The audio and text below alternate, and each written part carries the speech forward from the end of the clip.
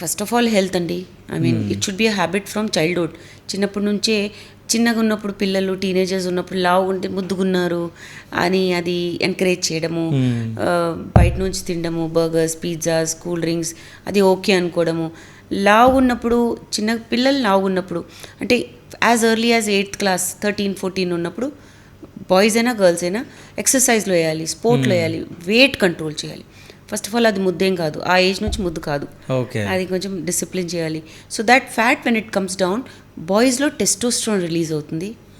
అది స్పర్మ్ ప్రొడక్షన్కి, మామూలు హెల్త్కి, సెక్షువల్ యాక్టివిటీకి, మసిల్ బిల్డింగ్కి కదా, మెంటల్ స్టెబిలిటీకి బాయ్స్గా చాలా important. Not just sperm production కదా, పిల్లలే ఒక ఎండ్ గోల్ కాదు. జనరల్ హెల్త్, మసిల్ బిల్డింగ్, చూడ్డానికి బాగుండడం, హెయిర్ ఉండడం బాడీ మీద, so all those things help.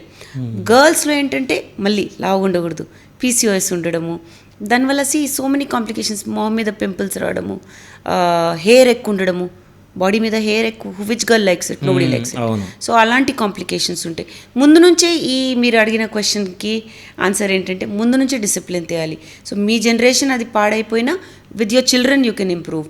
So weight కంట్రోల్లో పెట్టడం, ఫుడ్ క్వాలిటీ బాగుండడం, స్లీప్ బాగుండడము. స్లీప్ 8 hours కన్నా తక్కువ ఉంటే the studies are, and world health organization చేసిన స్టడీస్ దాట్ 30%, 100 పీపుల్ని చెక్ చేశారు నిద్ర బాగాలేని వాళ్ళను, 31% పురుషుల్లో స్పర్మ్ కౌంట్ బాగాలేదు because of lack of sleep. So రాత్రి నెట్ఫ్లిక్స్ 3 దాకా 4 దాకా చూస్తే sperms have to pay a price, sperms production తగ్గిపోతుంది. ఇవన్నీ స్టడీస్ అనమాట.